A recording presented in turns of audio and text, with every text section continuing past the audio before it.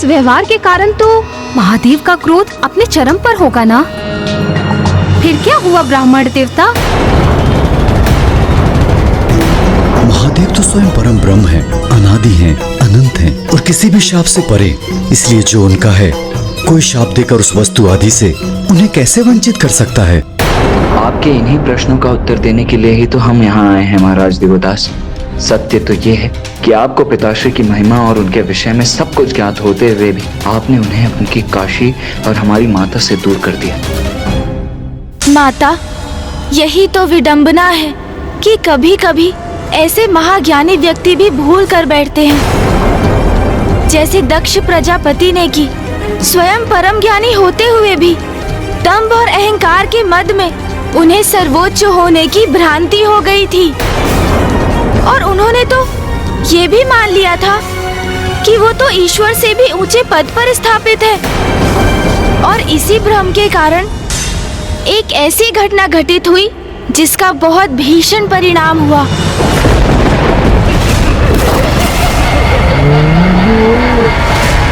शांत हो जाओ सभी।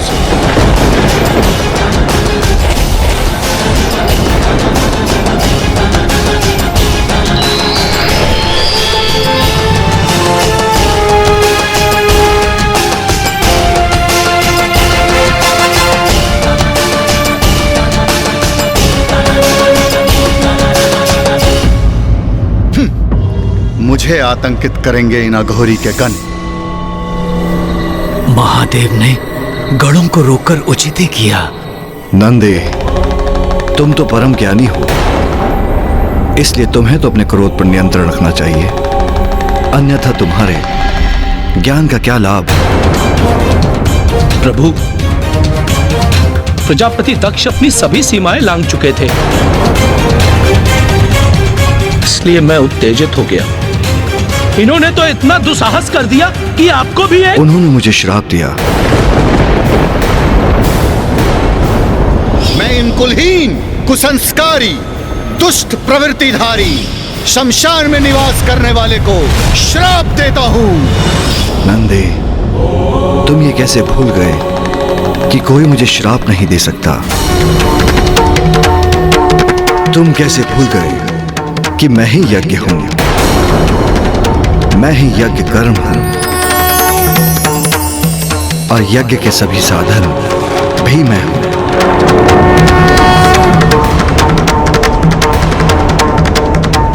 यज्ञ की आत्मा भी मैं हूं, यज्ञ प्राण यजमान भी मैं हूं।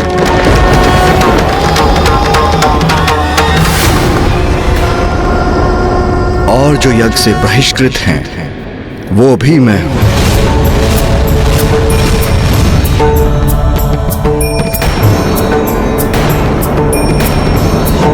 फिर ये कौन? तुम कौन? वास्तव में मैं ही सब हूं। अच्छा, तो इतना अभिमान है इन्हें। मेरे श्राप को व्यर्थ बताकर अपनी महिमा का बखान कर रहे हैं ये वनवासी। महादेव, उससे बहुत बड़ी भूल हो गई। मुझे क्षमा कर दीजिए प्रभु। ऋषभ के सिंह भी घातक होते हैं। अघोरी और उसका गण विचित्र स्वांग रच रहे हैं यहाँ। भूल का आभास व्यक्ति के हृदय को निर्मल कर देता है, और फिर भूल कैसी भी हो, व्यक्ति क्षमा योग्य हो जाता है। चलो नंदे।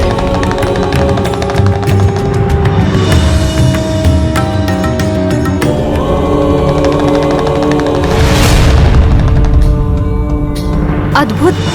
महादेव ने क्रोधित हुए बिना संसार का सबसे गुण रहस्य इतने सरल शब्दों में समझा दिया। तो क्या प्रजापति दक्ष उनके संदेश को समझ सके? नहीं माता, कुछ नहीं समझे। क्योंकि प्रजापति दक्ष तो अहंकार में इतने डूबे थे कि वो तो महादेव के समझाने की बात भी नहीं समझ सके कि महादेव तो परम ब्रह्म है।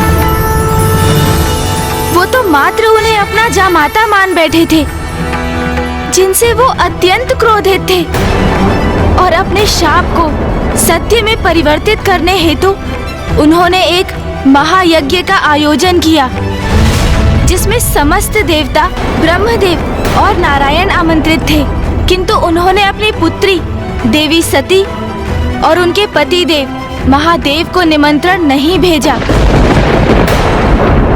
किंतु महादेव के मना करने पर भी माता सती अपने पिता दक्ष प्रजापति के यज्ञ में प्रस्तुत हो गईं। और वहां जाकर उन्होंने देखा कि वहां महादेव के लिए तो कोई स्थान ही नहीं था। और जब उन्होंने अपने पिता से इस पर प्रश्न किया तो प्रजापति दक्ष ने महादेव का घोर अपमान किया। जिसे सदैव भूत प्रेत पिशाचों से घिरे रहना प्रिय हो, वो मंगलकारी कैसे हो सकता है?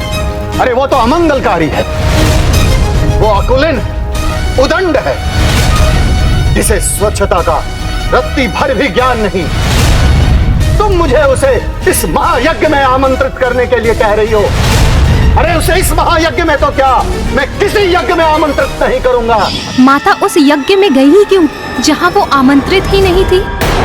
माता, यही तो प्रभु की महालीला है। नंदी जी ने जो शाप प्रजापति दक्ष को दिया था, उसे तो पूर्ण होना ही था ना। मैं आपको श्राप देता हूँ कि आपके इसी अहंकार के कारण एक दिवस ऐसा भी होगा कि आपके शरीर पर आपका शीश नहीं, अज का शीश होगा। तो ये घटना उसी का निमित्त बनी। माता सती समझ चुकी थी कि एकमात्र प्रभु रौद्र रूप में ही दक्ष एवं उनके सहयोगियों का अहंकार मिटा सकते हैं, और महादेव का रुद्र रूप जागृत करने हेतु माता ने उसी महायज्ञ में स्वयं का दाह कर दिया। हे योगाग्नि, प्रकट हुई और अपने में समा के भस्म कर दीजिए मुझे।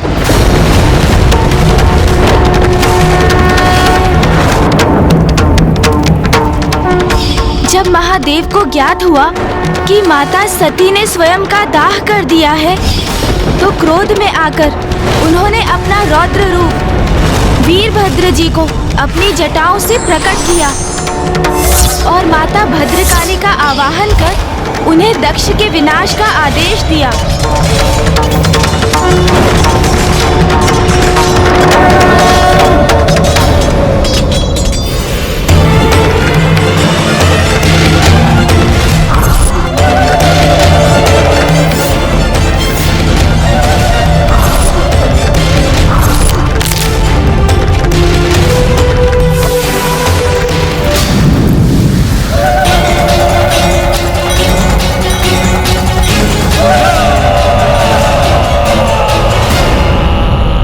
वहां अपनी संहार लीला के उपरांत वीरभद्र और माता भद्रकाली ने दक्ष प्रजापति के राजभवन से प्रस्थान कर दिया।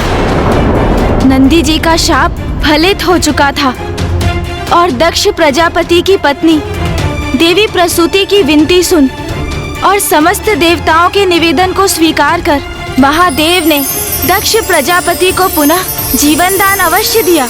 किंतु अब उनका शीश पूर्व की भांति नहीं, एक अज का शीश था। जहां एक और महादेव अपनी प्रिय देवी सती को खोकर शुद्ध और अशांत थे, वहीं दूसरी ओर वीरभद्र और माँ भद्रकाली अभी भी रोष से भरे आगे बढ़ते जा रहे थे। समय के साथ माँ भद्रकाली का क्रोध तो शांत हो गया, किंतु उन्हें आभास हुआ कि वीरभद्र अभी भी अत्यंत क्रुद्ध और रोष में थे, जिसके कारण सृष्टि में विनाश की स्थिति उत्पन्न हो चुकी थी। ये क्या, इनका क्रोध तो शांत ही नहीं हो रहा है। और इसी प्रकार आगे बढ़ते बढ़ते वीरभद्र जी और माता भद्रकाली गोदावरी नदी के तट तक पहुंच गए।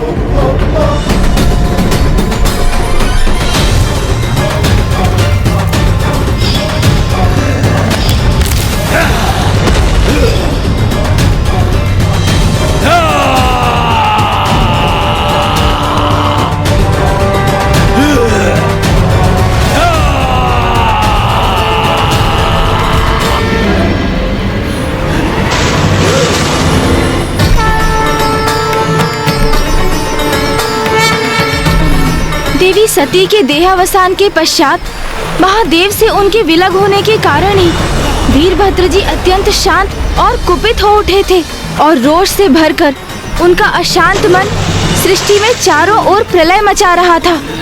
अब अवश्य शांत होंगे प्रभु।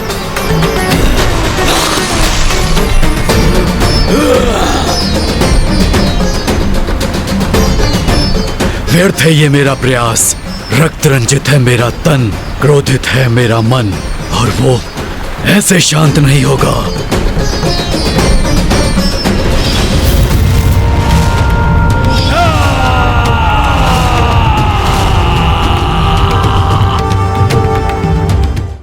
एक ओर गोदावरी नदी के तट पर वीरभद्र जी का क्रोध ज्वालामुखी के समान फटने ही जा रहा था और दूसरी ओर दक्ष प्रजापति के राजभवन में महादेव देवी सती के पार्थिव शरीर को अपनी भुजाओं में भर स्वयं पर नियंत्रण खो बैठे थे।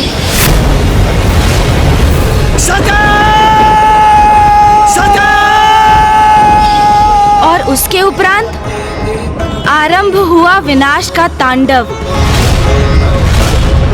एक और वीरभद्र जी का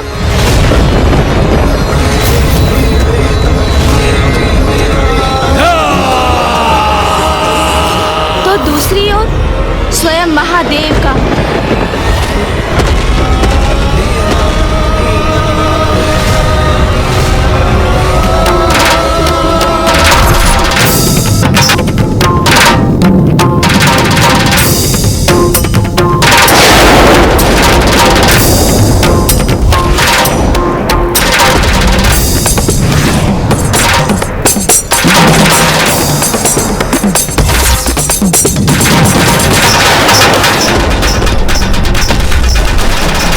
वीरभद्र जी और महादेव के तांडव से सृष्टि में सर्वनाश की स्थिति उत्पन्न हो गई थी और माता भद्रकाली को ज्ञात था कि वीरभद्र जी का तांडव रोकने के लिए उन्हें ही कुछ करना होगा। तब माता भद्रकाली ने वीरभद्र जी को शांत करने का निश्चय किया।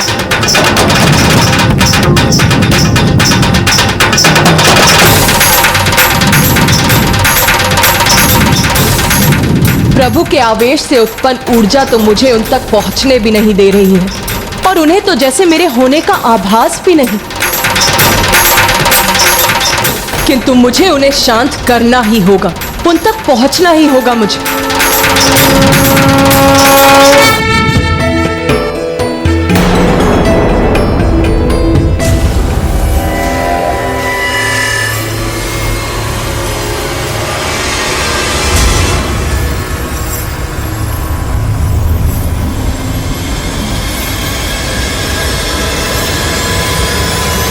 माता भद्रकाली जल में विलीन हो गई, किंतु इससे वीरभद्र जी का क्रोध कैसे शांत होने वाला था?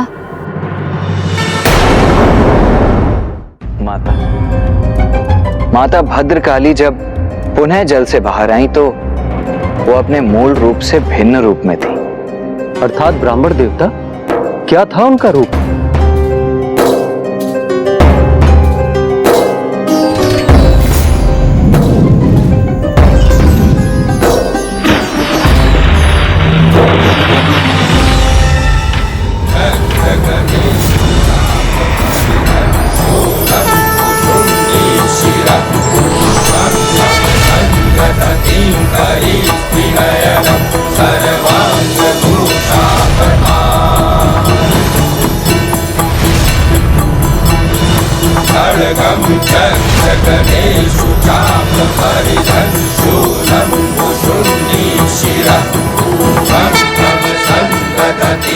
आपने यहाँ आकर अपने सौम्य सौंदर्य रूप से मुझे अवसाद और आवेश से मुक्त किया। मैं आपका साथ पा सकूं, ये मेरी इच्छा है। कहिए देवी, क्या आप मुझसे विवाह करना स्वीकार करेंगी?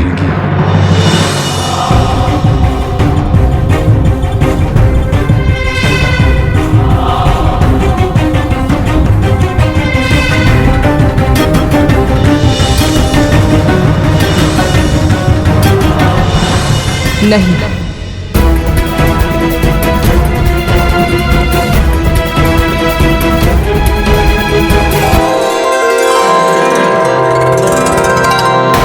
स्वामी, पाणी ग्रहण संस्कार के पूर्व आपको मेरा स्पर्श करने की अनुमति नहीं। अर्थात माता वीरभद्र जी से विवाह के लिए तैयार हो गईं।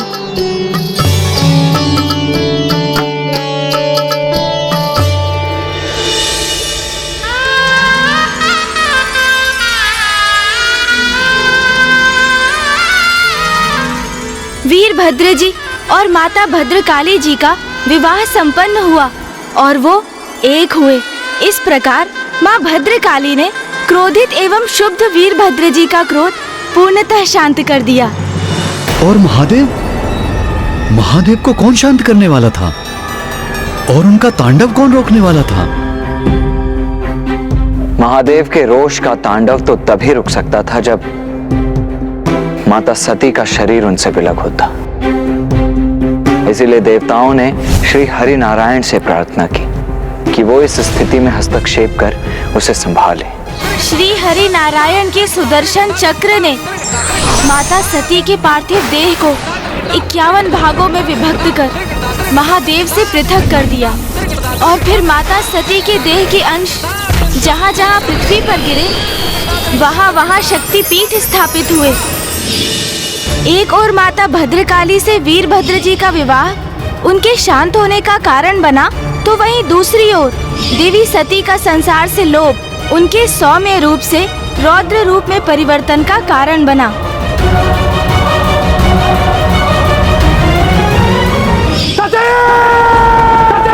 माता सती के देह से विलग हो जाने से भी महादेव सामान्य नहीं थे। वो तो संसार से विरक्त होकर गहन समाधि में प्रवेश कर चुके थे, जो सृष्टि के हित में नहीं था। क्योंकि संसार के हित के लिए महादेव और माता आदि शक्ति का एक साथ रहना तो अनिवार्य है, तभी सृष्टि का संतुलन स्थापित रहता है। महादेव और माता शक्ति विलग होते हैं तो संसार का ह्रास होने लगता है। महादेव और माता आदि शक्ति यदि विलग होते हैं तो पाप और बुराई अपने पैर पसारने लगते हैं।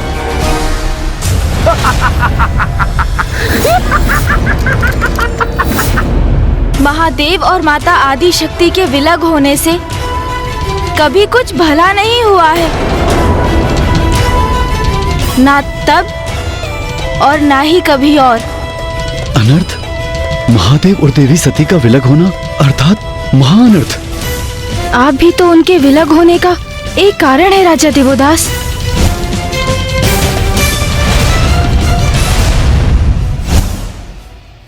महादेव तो समाधि में चले गए थे, किंतु सती माता तो थी नहीं, तो महादेव को उनकी अवस्था से कौन निकालने वाला था? माता शैलपुत्री।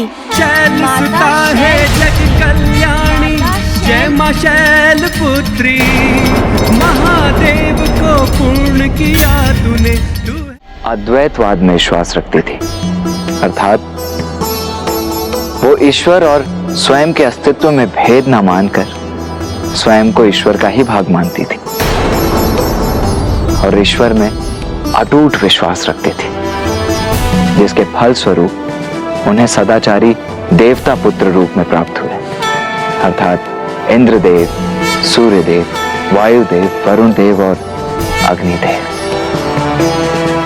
ऋषि कश्यप की द्वितीय मुख्य पत्नी माता दिति माता अदिति के विपरीत थी। द्वैत भाव में विश्वास रखती थी वो, अर्थात उनके अनुसार तो उनका अस्तित्व तो ईश्वर से भी परे था और इसी कारण सांसारिक सुखों के प्रति उनकी प्रबल आसक्ति थी और इसीलिए उन्होंने धर्म की सत्ता को अस्वीकार करने वाले दुराचारी असुरों को जन्म दिया। उन्हीं की आसुरी संतानों में से एक था महाशक्तिशाली असुर वज्रंग।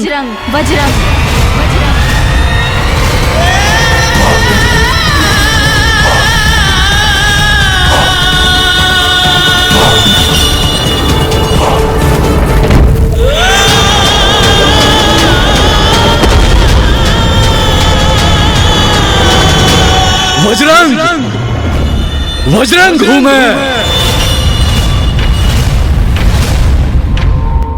अर्थात जहाँ एक ओर ऋषि कश्यप देवताओं के जनक थे, दूसरी ओर अनाचारी असुर भी उन्हीं के संतान थे। हाँ माता, जहाँ एक और माता अदिति ईश्वर के साथ एकात्मता के भाव में लीन थी, वहीं माता अदिति सत्ता और शक्ति के लोभ से ग्रसित थी। माता का असंतोष, उनका लोभ उनके पुत्रों का भी स्वभाव बना, जिसमें प्रमुख था वज्रंग। फिर क्या हुआ? वही जो सदैव होता आ रहा है। वज्रंग ने अपनी कुयोजनाओं को साकार करने के लिए फिर घोर तपस्या की। ओम ब्रह्मदेवाय नमः। ओम ब्रह्मदेवाय नमः। ओम ब्रह्मदेवाय नमः। और फिर ब्रह्मदेव ने उससे प्रसन्न होकर उसे दर्शन दिए। वज्रंग ने वरदान स्वरूप उनसे अमृतत्व मांगा, किंतु ब्रह्मदेव ने उसके इस आग्रह को अस्वीकार कर दिया और तब वज्रंग ने वो वरदान मांग लिया जो सृष्टि के लिए अत्यंत ही घातक और विनाशकारी सिद्ध होने वाला था। तो फिर मुझे ये वरदान दीजिए प्रभु कि मैं स्वर्ग पर विजय प्राप्त कर सकूं। तथास्तु। इस वरदान से उसकी शक्ति और साहस में और भी वृद्धि हुई, जिसके साथ उसने स्वर्ग पर आक्रमण कर दिया।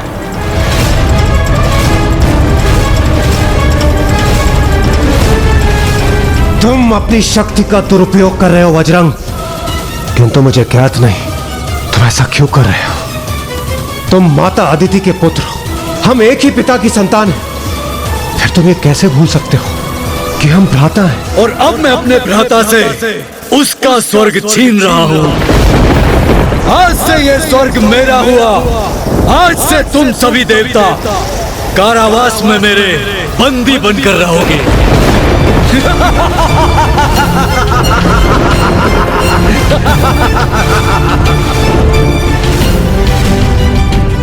फिर क्या हुआ गुणेश जी? एक पिता ने अपने पुत्र से इस स्थिति में हस्तक्षेप करने का अनुरोध किया। प्रणाम पिताश्री। पुत्र कश्यप, वज्रंग अहंकार के वश में विवेक शून्य हो गया है। उसने अपने भ्राताओं देवताओं को बंदी बना लिया है। मैं चाहता हूं आप उसे समझाएं। ये अनुचित कृत्य करने से उसे रोकिए। उचित है पिताश्री।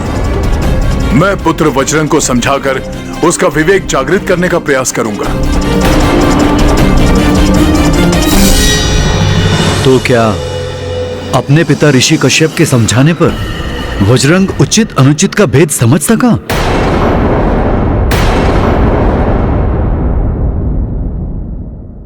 महाराज, यदि कोई व्यक्ति अपने उचित मार्ग से भटक जाता है तो उसकी बुद्धि भ्रष्ट हो जाती है।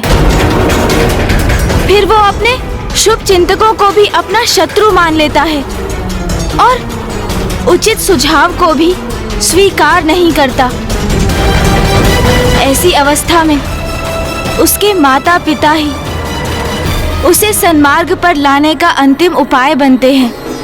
यदि वो व्यक्ति अपने माता पिता के वचनों को गंभीरता से ले, उनके सुझावों को आत्मसात कर ले, तो वो पुनः सन्मार्ग पर आकर अपने भूलों को सुधार सकता है। इसी विचार से एक पिता अपने पुत्र को समझाने गए। पुत्र वज्रंग,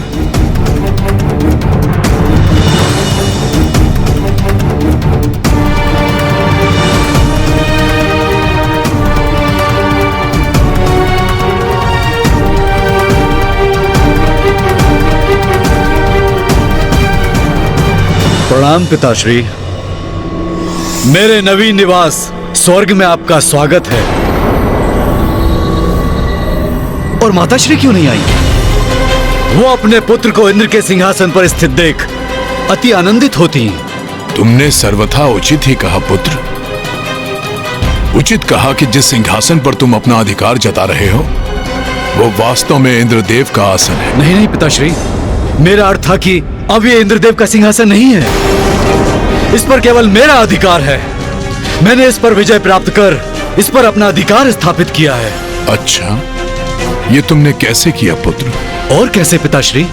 मैंने इस स्वर्गलोक पर आक्रमण किया और सभी देवताओं को उनके स्थान से हटाकर स्वयं उनकी जगह पर स्थान ग्रहण किया। अर्थात तुमने बल का दुरुपयोग कर देवताओं से उनका स्वर्ग और इंद्रदेव से उनका सिंहासन छीन लिया। मैं तुम्हारा और इंद्रदेव दोनों का पिता हूं। मैंने तुम दोनों भ्राताओं में कोई भेद नहीं किया। आज तुमने अपने अनुचित कृत्य के द्वारा मुझे ऐसा करने पर विवश कर दिया। पुत्र, स्वर्ग देवताओं का है, तुम्हारा नहीं। तुम इस आसन पर स्थित होकर स्वर्ग के अधिपति होने का ढोंग अवश्य कर सकते हो, किंतु वो ढोंग के सिवा और कुछ नहीं है। क्योंकि जो तुम्हारा नहीं है, तुम उसे प्राप्त कर सदैव सुख और संतुष्टि के भाव से वंचित ही रहोगे।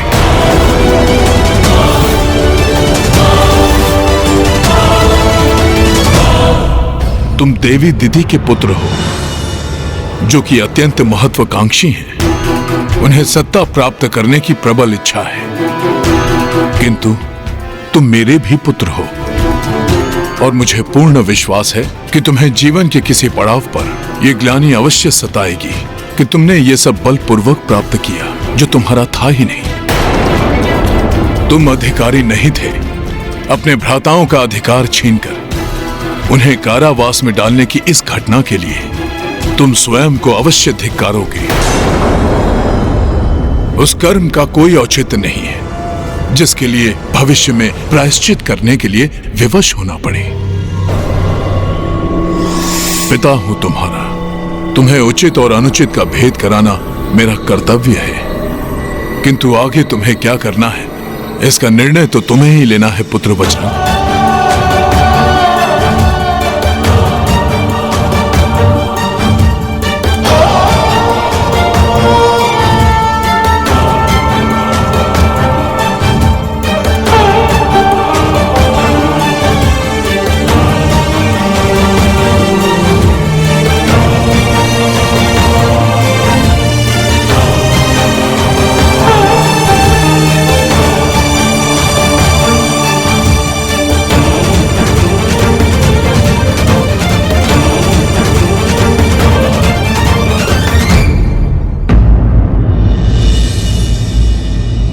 तुम इस आसन पर स्थित होकर स्वर्ग के अधिपति होने का ढोंग अवश्य कर सकते हो, किंतु वो ढोंग के सिवा और कुछ नहीं है। क्योंकि जो तुम्हारा नहीं है, तुम उसे प्राप्त कर सदैव सुख और संतुष्टि के भाव से वंचित ही रहोगे। क्या हुआ महाराज, जो आप इतने गहन विचार में डूब गए? क्या जो कुछ ऋषि कश्यप ने अपने पुत्र वज्रंग से कहा, उससे आप सहमत नहीं है?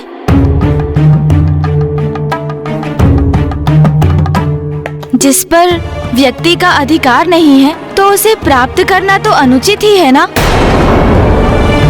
अवश्य ब्राह्मण देवता, वो तो सर्वथा अनुचित ही है। किसी और का सिंहासन प्राप्त कर उस पर स्थित होकर स्वयं को राजा घोषित करना अंततः ढोंग ही है। ऋषिवर ने वज्रंग से जो भी कहा वो सर्वथा उचित था। किंतु मुझे विश्वास है वज्रंग ने सिंहासन लौटाया नहीं होगा, क्योंकि अंततः वो असुर ही है और असुर प्रवृत्ति न्यायोचित आचरण कहाँ करने देती है। यदि मन में स्वयं को सुधारने की इच्छा हो तो एक असुर भी स्वयं को सुधारने में सक्षम हो जाता है। बस आवश्यकता है तो सन्मार्ग पर आने की, उचित कर्म करने की प्रबल इच्छा की। लौटा दो उसे जिस पर तुम्हारा कोई अधिकार नहीं, जो तुमने किसी अन्य से प्राप्त किया है। ये सिंहासन जिस पर स्थित हो तुम, उसे उसके वास्तविक अधिकारी के लिए रिक्त कर दो। ये मुझे इंगित करके आप क्या कह रहे हैं गुणेश जी? महाराज, ये वचन तो ऋषि कश्यप के थे अपने पुत्र के लिए। उसकी सद्बुद्धि जागृत करने हेतु ऐसा कहा था उन्होंने।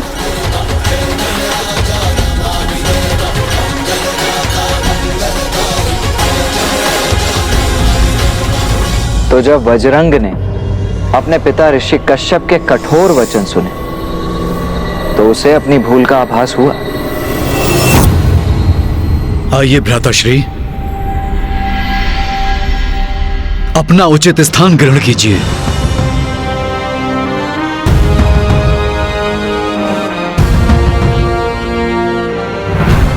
भ्राता इंद्र, मुझे क्षमा करें। अपने सिंहासन पर विराजमान होकर अपना कार्यभार पुनः संभालें।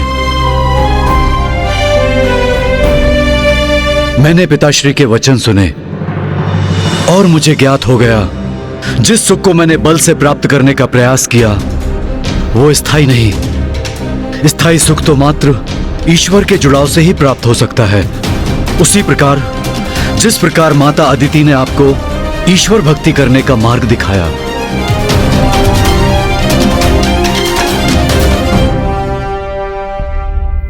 बजरंग, तुम हमारे भ्राता हो, इसलिए मैंने तुम्हें क्षमा किया।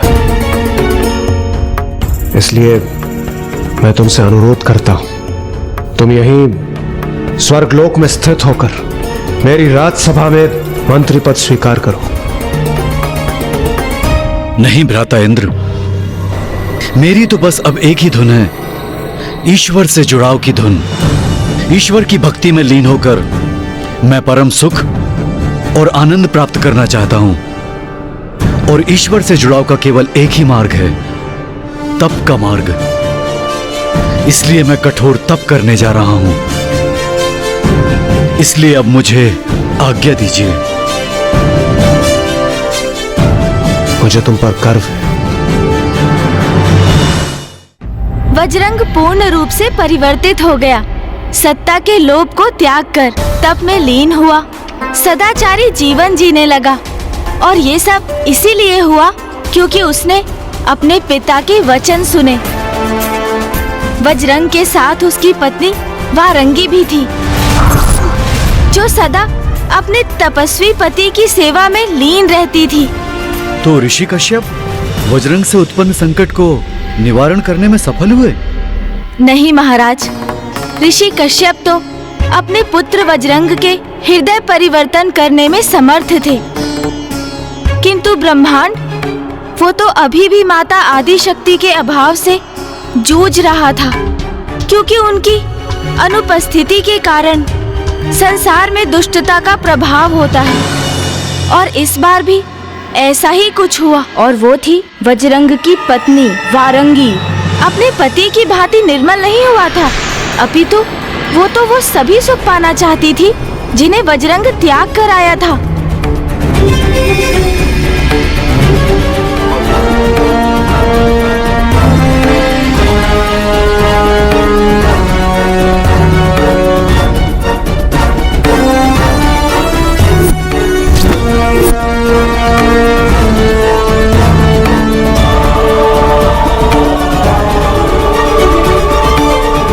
देवी वारंगी,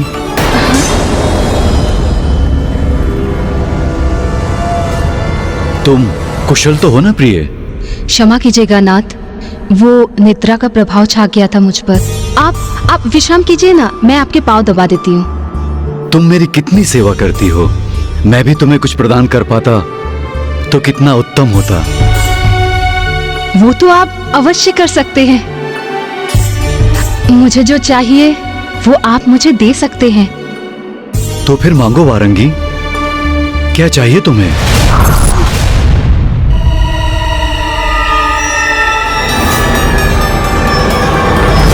सर्वप्रथम आप मुझे एक वचन दीजिए कि मैं जो भी मांगूंगी वो आप मुझे अवश्य देंगे। मैं तुम्हें वचन देता हूँ।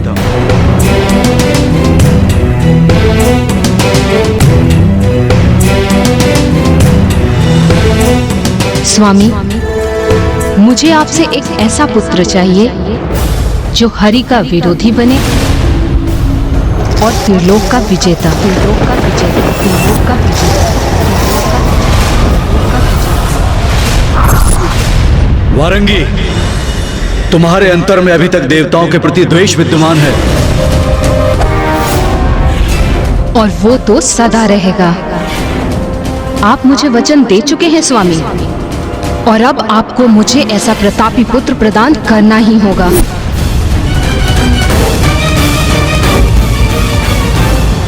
वज्रंग अपनी सभी इच्छाओं को साध कर प्रभु में लीन होकर कठोर तप कर रहा था, किंतु उसकी पत्नी अभी भी देवताओं से घृणा करती थी। तो फिर वज्रंग ने क्या किया? वही जो पूर्व में उसने स्वयं के लिए किया, अब उसने अपनी पत्नी के लिए किया, कठोर तप।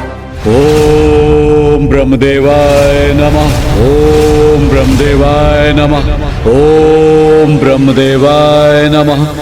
और एक बार पुनः ब्रह्मदेव उसके समक्ष प्रकट होने के लिए विवश हो गए। मुझे खेद है ब्रह्मदेव कि अब जो मैं आपसे वरदान मांगने जा रहा हूँ उससे आप कुछ चिंतित अवश्य होंगे, किंतु मुझे यही वरदान चाहिए। मुझे एक ऐसा पुत्र चाहिए जो त्रिलोक विजेता भी हो और हरिद्वेषी भी। पुत्र वज्रंग, ये क्या मांग रहे हैं? ऐसा पुत्र तो संसार के लिए संकट बन जाएगा, सभी को अपार कष्ट देगा। तुम्हें ज्ञात है कि मैं तुम्हें वरदान देने के लिए विवश हूं। मेरी विवशता का अनुचित लाभ मत उठाओ पुत्र। विवश तो मैं भी हूं ब्रह्मदेव, अपनी पत्नी को दिए वचन के कारण, इसलिए आपको तो मुझे यही वरदान देना होगा। तथास्तु। धन्यवाद ब्रह्मदेव। किंतु ब्रह्मदेव के इस वरदान के फल स्वरूप ही सृष्टि पर एक भीषण संकट उत्पन्न होने जा रहा था। इसीलिए अब और भी अधिक महत्वपूर्ण हो गया था माता शैलपुत्री का आविर्भाव, क्योंकि माँ शैलपुत्री की अनुपस्थिति में सृष्टि में सदा ही असंतुलन रहा है, पूर्व में भी और अब भी। क्योंकि वो और कोई नहीं, वो वज्रंग का पुत्र तारकासुर था। तारकासुर था। ओम तारकासुराय नमः। माता शक्ति संसार से लुप्त थी, उसी का दुष्परिणाम था ये, क्योंकि उनके लोप होने से संसार का संतुलन बिगड़ रहा था, और जो उत्पन्न हो रहा था वो तो दुष्टता और बुराई का ही प्रतीक था। सृष्टि के लिए महासंकट बनने वाला था वो।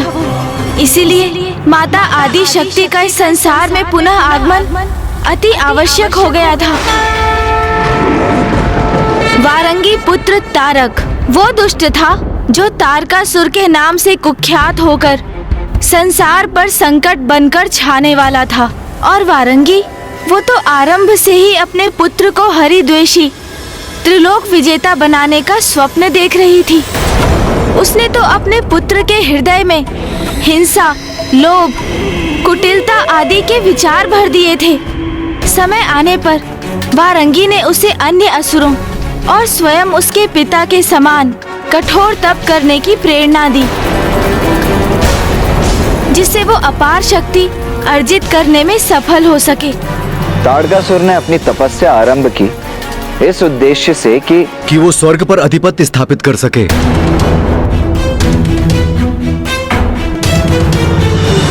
नहीं महाराज, स्वर्ग पर अपना आधिपत्य प्राप्त करना तो उस दुष्ट के लिए तुच्छ सी बात थी। पूर्व के सभी असुरों से भिन्न उसने ब्रह्मदेव से ऐसा वरदान मांग लिया था जो सर्वथा अनूठा था।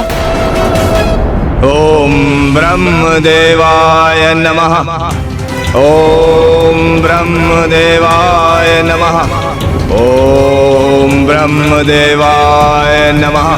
ओम ब्रह्मदेवाय नमः। ओम ब्रह्मदेवाय नमः।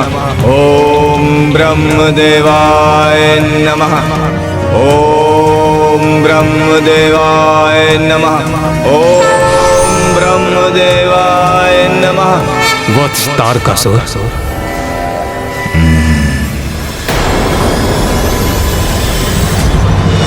प्रणाम ब्रह्मदेव। अपने तप से मैंने आपको यहाँ आने पर विवश कर ही दिया।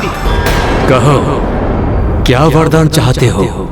मांगूंगा, अवश्य मांगूंगा। उसी के लिए तो इतना तप किया है मैंने।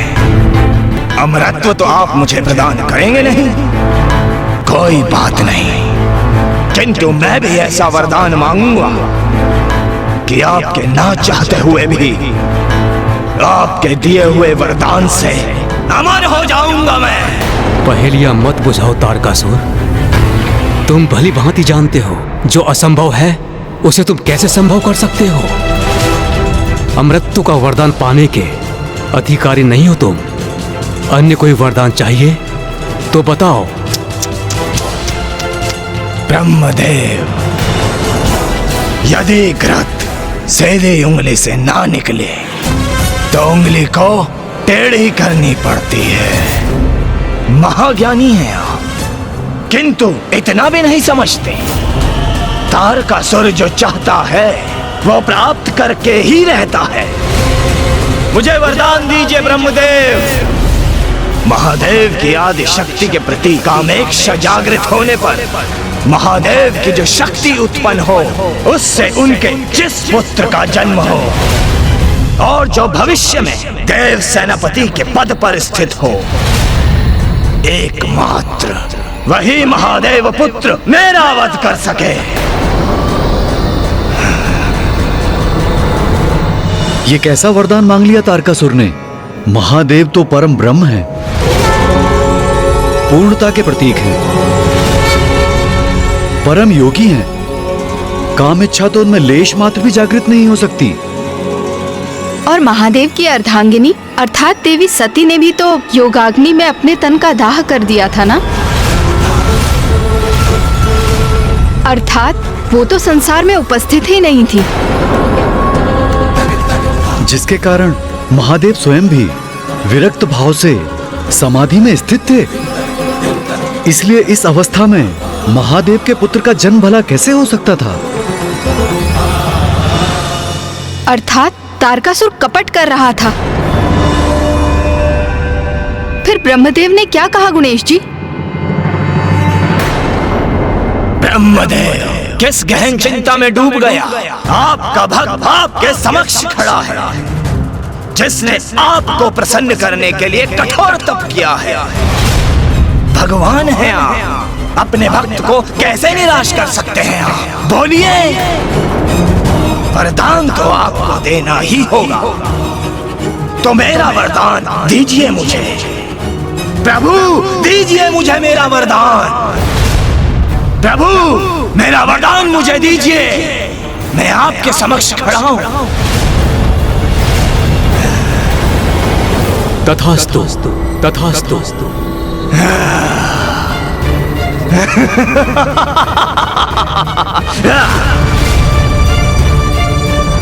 प्रणाम ब्रह्मदेव।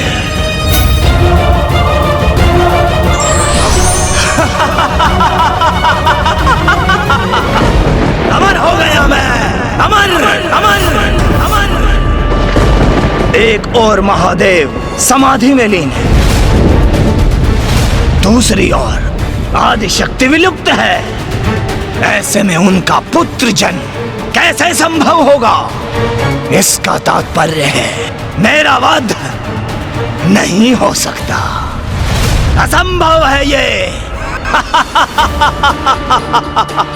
अंत काल तक जीवित रहूंगा मैं, अनंत काल तक, और समस्त ब्रह्मांड में गूंजेगा मेरा ही मंत्र, मेरा ही मंत्र।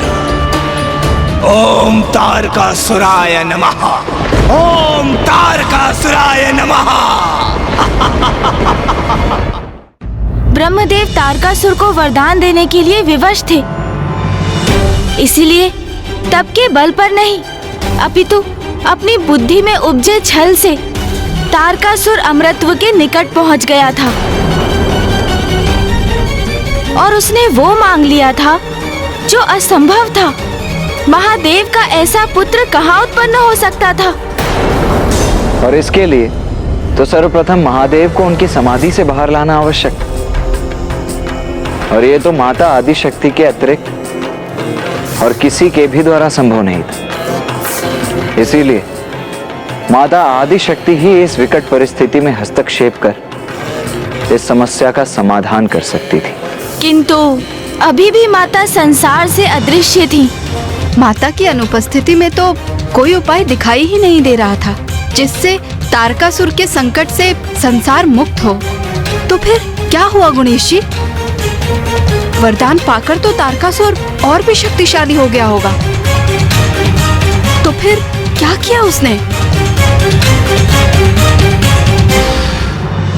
वही किया उसने जो उसकी माता वारंगी को अपने पुत्र से अपेक्षा थी। संसार पर महासंकट बनकर टूट पड़ा था वो तारकासुर। पृथ्वी लोक और पाताल लोक पर विजय प्राप्त कर वो दुष्ट स्वर्ग लोक भी जा पहुंचा।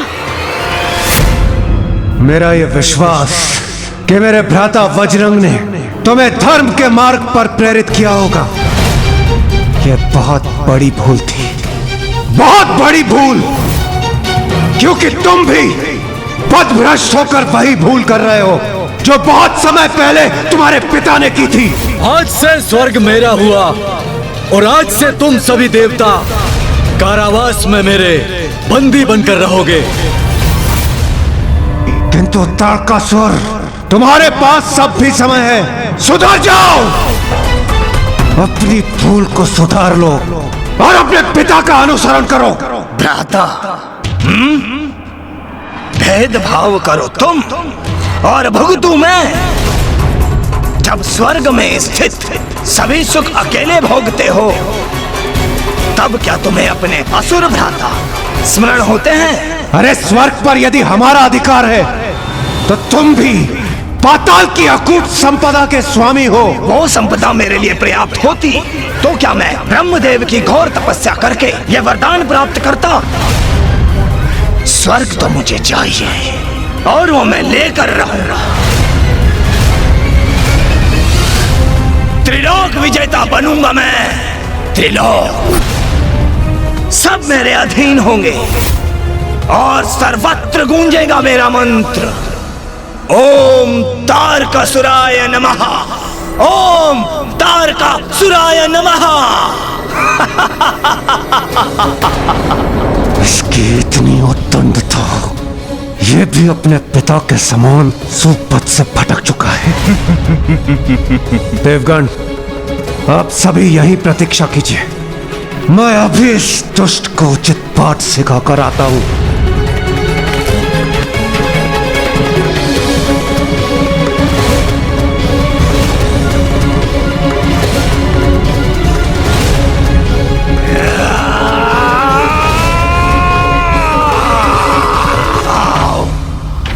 देवराजेंद्र, तुम्हें पराजित करके मैं स्वर्ग पर भी अपना एकाधिकार स्थापित करूंगा। दुष्ट असुर, मेरे एक ही प्रहार में तुम्हारे सारे ब्रह्म मिट जाएंगे। सावधान! ब्रह्म मिटेगा किंतु मेरा नहीं, तुम्हारा।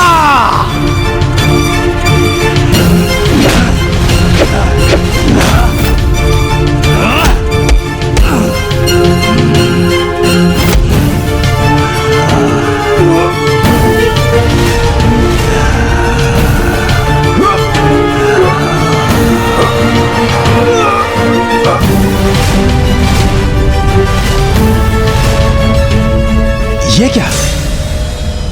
इसने तो देवराज को भी भुजा में जकड़कर ऊपर उठा लिया। इंद्रदेव का ऐसा अपमान कदापि सहन नहीं करेंगे हम। तारकासुर, तुम्हारा इतना दुस्साहस! मूर्ख देवताओं, शीघ्र तुम भी उसी अवस्था में होगे जहां पर तुम्हारे देवराज इंद्र हैं।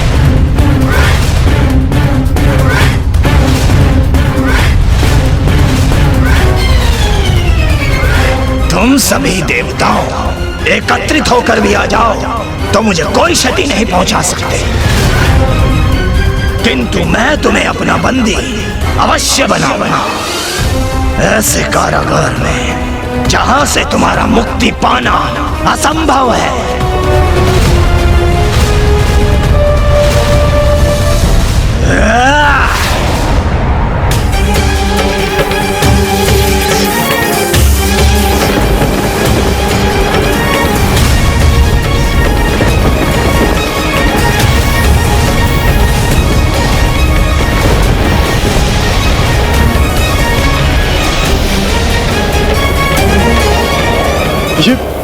ये कैसे प्रवेश द्वार है जिन्हें ये नियंत्रित कर रहा? कुछ भी हो, हमें आक्रमण तो करना ही होगा।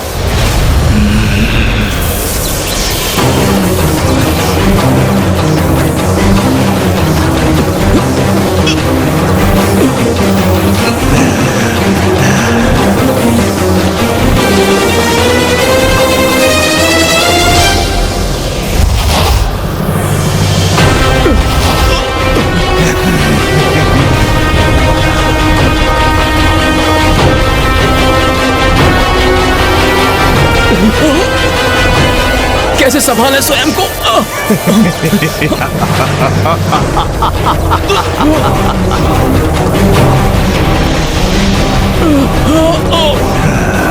इस प्रकार तो सूर्यदेव, वायुदेव, वरुण देव और अग्निदेव इस संसार से लुप्त हो जाएंगे, और यदि ऐसा हुआ तो इस संपूर्ण सृष्टि का सर्वनाश हो जाएगा। इंद्रदेव, इन देवताओं के साथ सृष्टि की रक्षा तुम्हारे निर्णय पर टिकी है।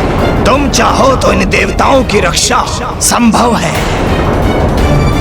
अपनी पराजय स्वीकार कर लो इंद्रदेव, अन्यथा मैं सूर्यदेव, अग्निदेव, वरुण देव और वायुदेव को ऐसे अंधकार स्थान पर भेज दूंगा जिससे बाहर निकलने का कोई मार्ग नहीं ढूंढ सकेंगे वो। ऐसे स्थान में ये क्या हो रहा है? ये सब क्या हो रहा है? कैसे रोकूं मैं इस दुष्ट को?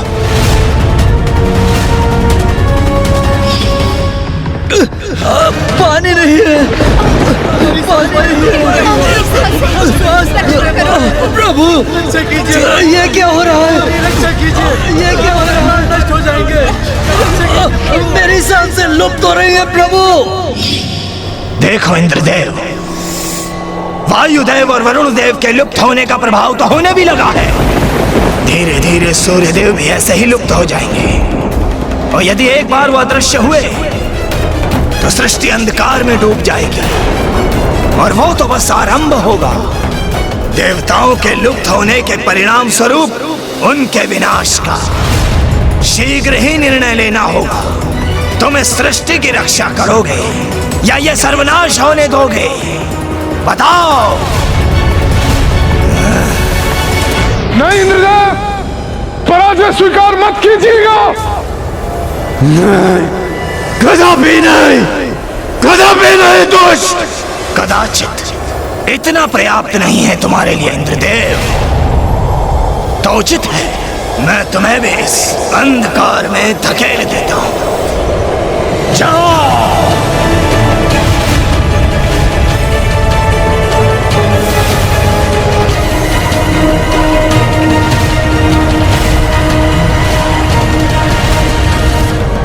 तुम कुछ भी कर लो तारकासुर, हम पराजय कदापि स्वीकार नहीं करेंगे, कदापि नहीं। तो कदाचित मुझे कुछ ऐसा करना होगा जिसे तुम सहन ही न कर सको।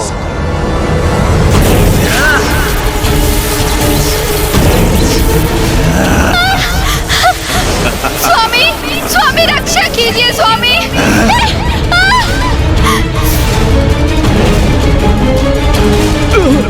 वायुदेव रक्षा कीजिए। देवी शची, देवी संज्ञा, स्वामी, स्वामी रक्षा। मैं तुम्हें और तुम्हारी देवियों को अवश्य ही सुरक्षित जाने देता, किंतु तुम तो हट पर ही अड़े हुए हो। तो फिर तुम्हारी पत्नियों को भी उस अंधकार में समाहित होना ही होगा ना। वायुदेव रक्षा कीजिए, रक्षा कीजिए, रक्षा कीजिए स्वामी, स्वामी रक्षा कीजिए। स्वामी रक्षा कीजिए। तारकासुर अनुचित कर रहा है हमारे साथ। कैसे बचाव करें अब हम? रुक जाओ तारकासुर, मैं पराजय स्वीकार करता हूँ मैं पराजय। क्या कहा तुमने? पराजय स्वीकार की तुमने?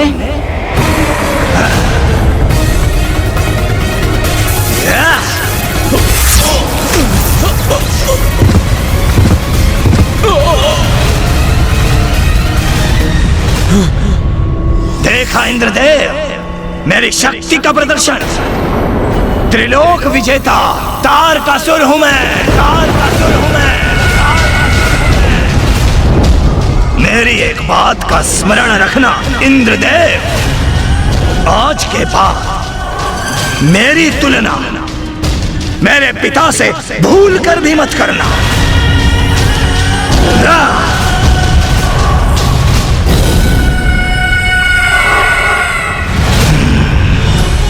तारकासुर से पराजित होने के पश्चात लाचार होकर सभी देवता ब्रह्मदेव की शरण में गए।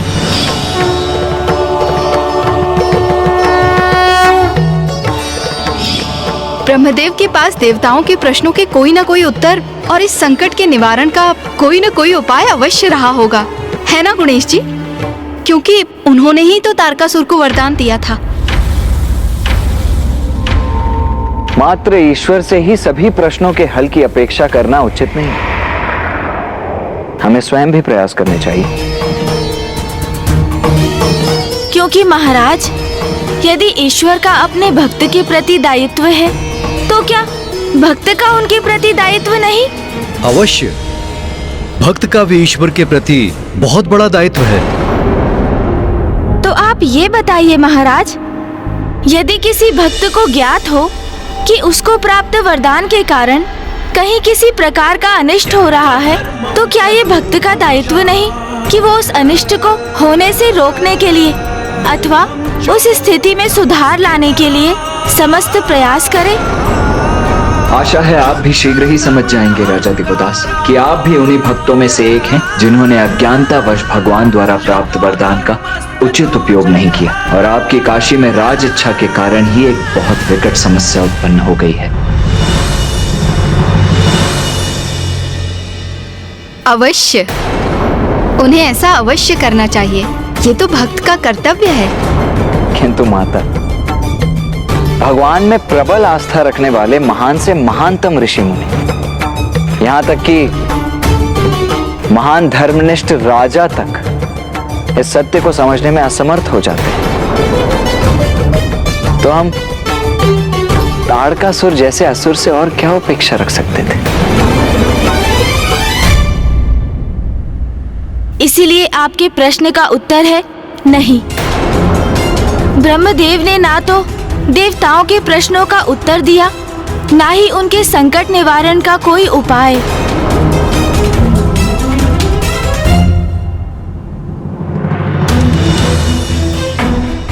तारक का अंत मात्र महादेव और आदि शक्ति के पुत्र से ही हो सकता है,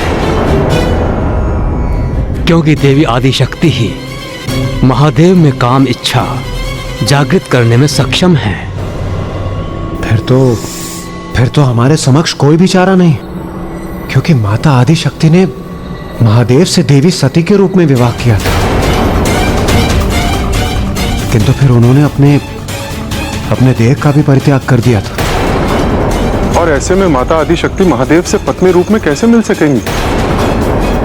और जब तक प्रत्यक्ष रूप लेकर माता आदि शक्ति महादेव के समक्ष नहीं जाती, तब तक महादेव और माता आदि शक्ति की संयुक्त शक्ति से पुत्र का जन्म भी नहीं होगा। तो फिर अब हमारी रक्षा कोई नहीं कर सकता। मां आदि शक्ति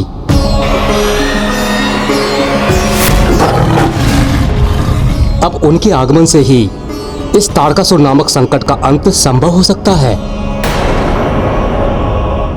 माता आदि शक्ति का तो कहीं कोई अस्तित्व ही नहीं है, तो फिर वो हमारी सहायता कैसे कर सकती? देवगण, मुझे स्मरण है वो संकल्प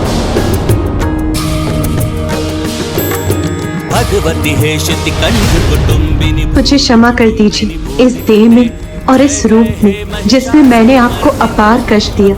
मैं अब एक क्षण भी और नहीं रहना चाहता, किंतु मैं उचित समय आने पर माता मैना की पुत्री के रूप में जन्म लूंगी और पुनः आपकी पत्नी बन आपका सानिध्य प्राप्त करूंगी।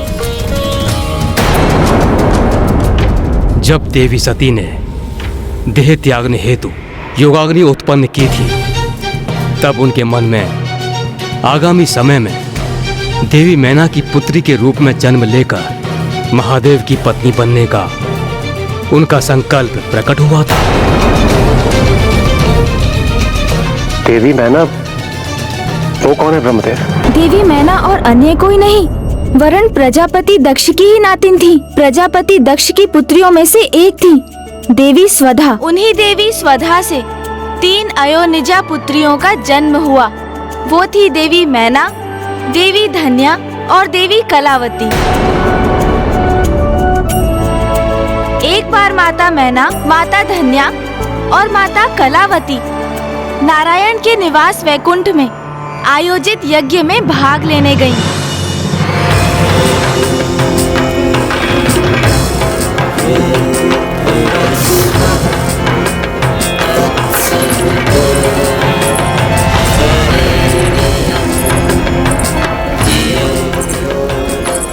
आप सभी देवताओं को हमारा प्रणाम। देवी मैना, देवी धन्या और देवी कलावती, आप सभी को यहाँ पाकर मैं अत्यंत प्रसन्न हुई। आइए और अपना स्थान ग्रहण कीजिए।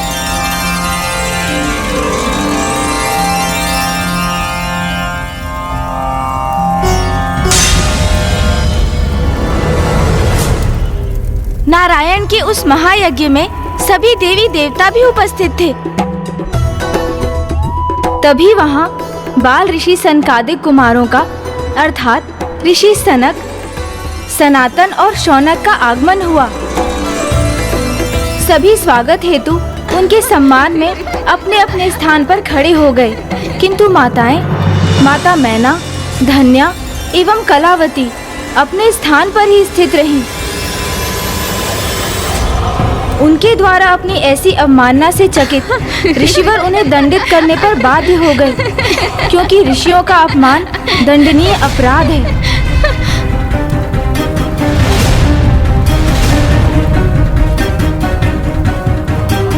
देवियों, देवियों,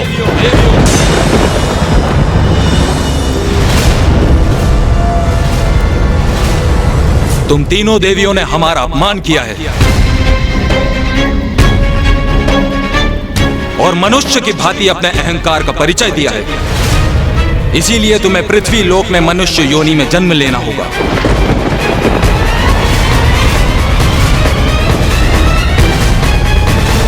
हे ऋषिवर, हमें क्षमा कर दीजिए, हमसे भूल हो गई। आपका अपमान करने का आशय कदापि न था हमारा। हम तीनों तो अपने परस्पर संवाद में ऐसा लीन हुए कि आपके आने का आभास ही न हो पाया। हाँ ऋषिवर, हमें क्षमा कर दीजिए। किंतु वहाँ जो भी हुआ वो तो सर्वथा अनुचित था ना गुणेश जी। क्या अनुचित मानकर आप इतनी व्यग्र हो रही हैं माता? यही कि माता स्वदा की अयोनिजा पुत्रियां माताएं मैना, धन्या और कलावती तो संस्कारी एवं सर्वगुण संपन्न थी, तो फिर महासनत कुमारों के प्रवेश करने पर वे उनके सम्मान में अपने स्थान से उठी क्यों नहीं? और महासनत कुमार तो इतने शांत स्वभाव के हैं, उनके स्वभाव में क्रोध और अहंकार तो लेश मात्र भी नहीं है, तो उन्होंने इतने साधारण से अपराध के लिए इतना कठोर दंड दे दिया। हाँ माता, ये सब तो माता आदि शक्ति की ही लीला थी। उनकी ही इच्छा से माता मैना, माता धन्या और माता कलावती अपने स्थान पर स्थित रहीं और दंड की भागी बनी। महान ऋषि होने के नाते सनत कुमारों को ये आभास हो गया था कि ये तो माँ की ही लीला है, इसीलिए उन्होंने माताओं को शापित और रक्षित किया। किंतु साधारण दंड देकर ऋषि सनत कुमारों ने माताओं को बड़े दंड से रक्षित भी तो किया। वो कैसे गुणेश जी? महाराज, ज्ञानी व्यक्तियों का अपमान करने वाले महापाप के भागी होते हैं। ऐसा महापाप जिससे छुटकारा पाने के लिए कई जन्मों की यातना सहनी पड़ती है। किंतु ऋषि सनत कुमारों ने तो माताओं को एक ही बार मनुष्य योनि में जन्म लेने का शाप दिया। इसलिए वो शाप नहीं, शापानुग्रह था, जिसमें शाप निहित एक बहुत सुंदर वरदान भी था। वरदान? कैसा वरदान? देवी मैना, आप मनुष्य योनि में जन्म लेकर नारायण के अंश हिमावन से विवाह करेगी और स्वयं माता आदि शक्ति देवी पार्वती के रूप में आपकी पुत्री होंगी। देवी पार्वती की माता बनने के पुण्य के कारण आपको जीवन काल के उपरांत 6 शरीर कैलाश में प्रवेश प्राप्त होगा। धन्यवाद ऋषिवर। गणेश जी, धन्य है ईश्वर की लीला जो शाप अथवा दंड को भी कभी कभी वरदान के रूप में परिवर्तित कर देते हैं। आप में भी परिवर्तन आएगा राजा देवोदास। माता की उन्हीं कथाओं के श्रवण से और उन्हीं की लीला से आपको ये भी ज्ञात होगा कि कैसे अब आपके जीवन में मात्र 10 दिवस ही शेष रह गए हैं। किंतु इन्हीं 10 दिवसों में आप जीवन के उस सत्य से अवगत भी होंगे जिनके विषय में अब तक आपको ज्ञान नहीं था।